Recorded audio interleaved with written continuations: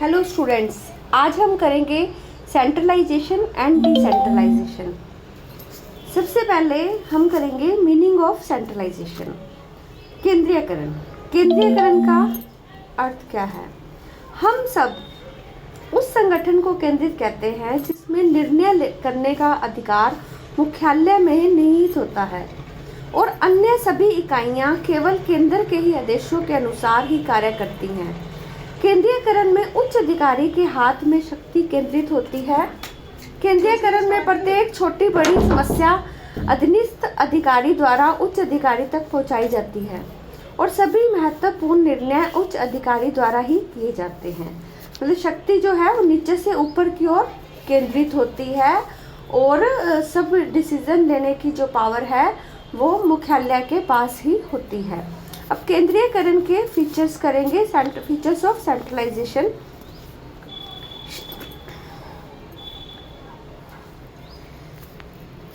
सबसे पहले शक्ति केंद्र के पास ही निहित होती है। दूसरा, निर्णय करने का अधिकार केंद्र के पास होता है। तीसरा, क्षेत्रीय इकाइयां केवल केंद्र के आदेश का ही पालन करती हैं। और चौथा, केंद्रीयकरण में केंद्र स्थानीय हितों से दूर रहता है। ये फीचर्स थे सेंट्रलाइजेशन के।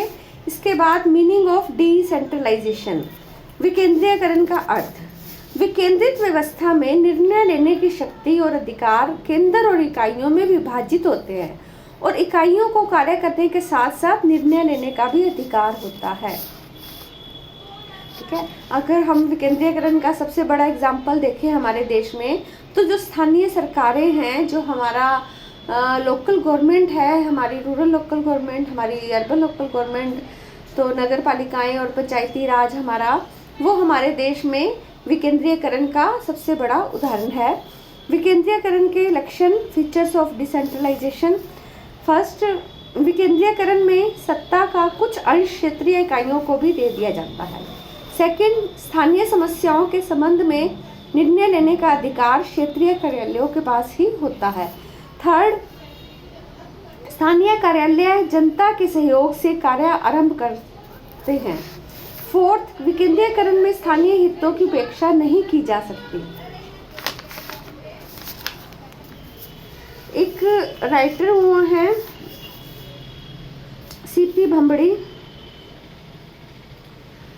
उन्होंने इसके माप से संबंधित एक डेफिनेशन दी है। किसी भी प्रशासन को पूर्णतः केंद्रित अथवा पूर्णतः विकेंद्रित नहीं कहा जा सकता।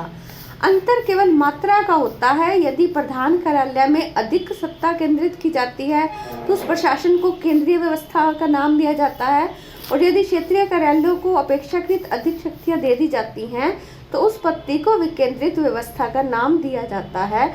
उनका मानना था कि कोई भी संगठन ना तो पूर्ण रूप से केंद्रित होता है और ना ही पूर्ण रूप से विकेंद्रित होता है।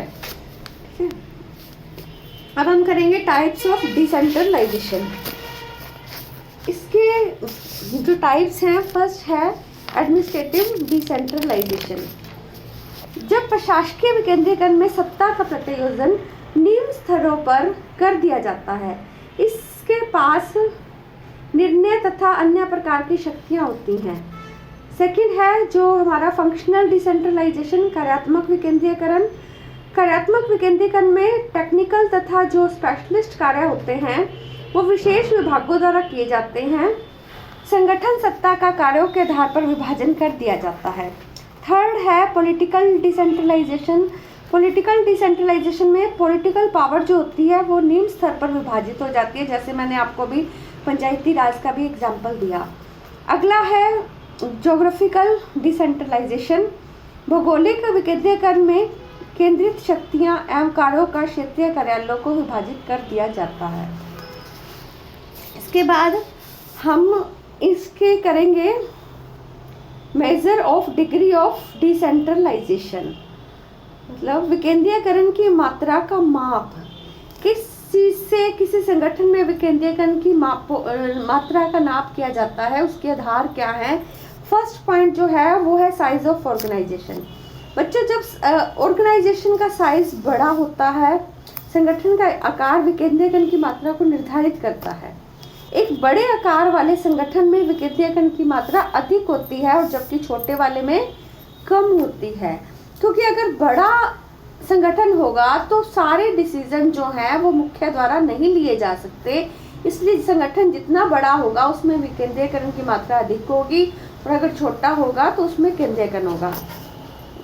अगला जो पॉइंट है वो है diversification of policies. Diversification of policies ये है नीतियों की विविधता।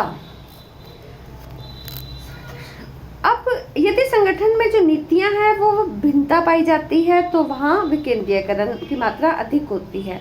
मतलब नीतियां जो हैं, पॉलिसीज जो हैं वो कई प्रकार की हैं, भिन्न भिन्न हैं, तो उसमें विकेंद्रीकरण होता है। और इसके विपरीत अगर नीतियों में एक रूपता होती है तो विकेंद्रीकरण की अपेक्षा केंद्रीकरण की मात्रा अधिक हो जाती है।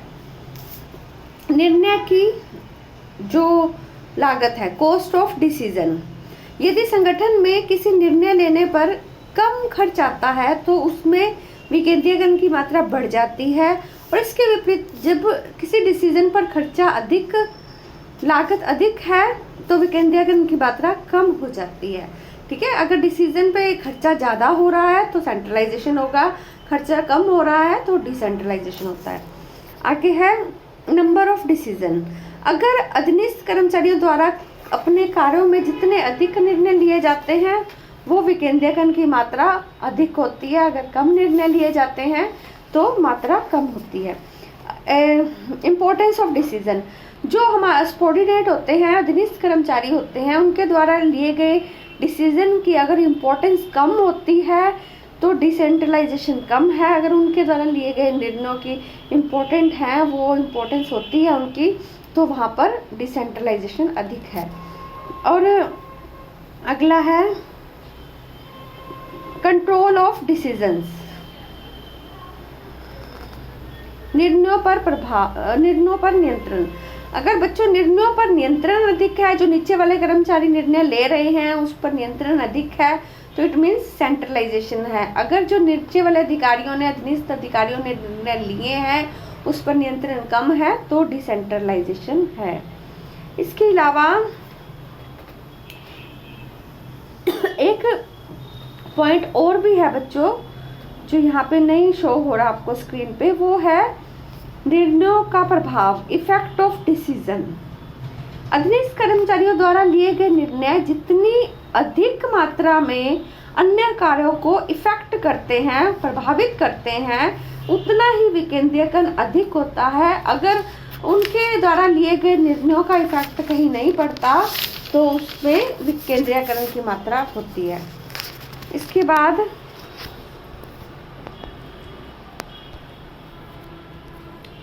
Factors determining centralization and decentralization, मतलब केंद्रीकरण और विकेंद्रीकरण को के निर्धारक तत्व। ठीक है, तो कुछ ऐसे तत्व हैं जो निर्धारित करते हैं कि इस संगठन में केंद्रीकरण है या विकेंद्रीकरण। फर्स्ट है factor of responsibility. Factor of responsibility जिसे हम कहेंगे उत्तरदायित्व का तत्व।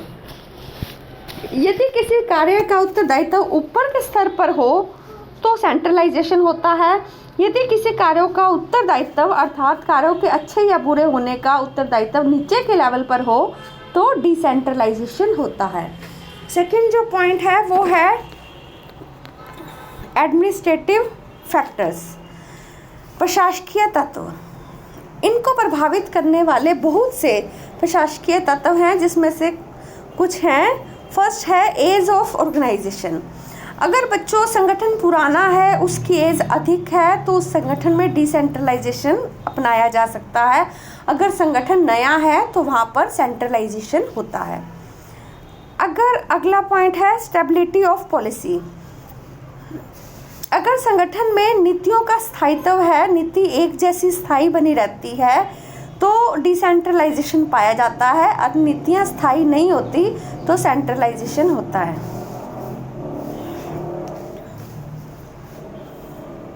आगे है बच्चों इफेक्टिवनेस ऑफ सबॉर्डिनेट।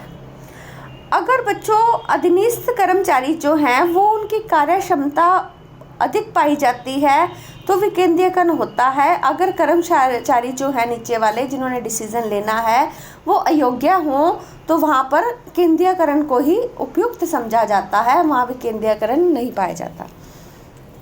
अगला है करप्शन। जिस संगठन में करप्शन ज़्यादा होती है वहाँ सेंट्रलाइजेशन होता है, जहाँ पर करप्शन कम होती है वहाँ पर डिसेंट्रलाइजेशन होता है। इसमें अगला फैक्टर है फंक्शनल फैक्टर्स, कार्यात्मक तत्व। यदि कार्य एक जैसा या एक ही हो तो सेंट्रलाइजेशन होता है। अगर कार्य अनेक हों, बहुत सारे तरह के काम करने हैं तो डिसेंट्रलाइजेशन को अपनाया जाता है। एक्सटर्नल फैक्टर्स, यदि किसी संगठन में बाहरी तत्व की आवश्यकता होगी तो डिसेंट्रलाइजेशन होगा। अगर यदि किसी बाहरी तत्व की आवश्यकता नहीं होगी तो सेंट्रलाइजेशन होगा। ठीक है, ये तो थे आपके सेंट्रलाइजेशन और डिसेंट्रलाइजेशन के मीनिंग, फीचर्स, इनके types and measure of degree of decentralization, factor determining centralization and decentralization. Okay बच्चों।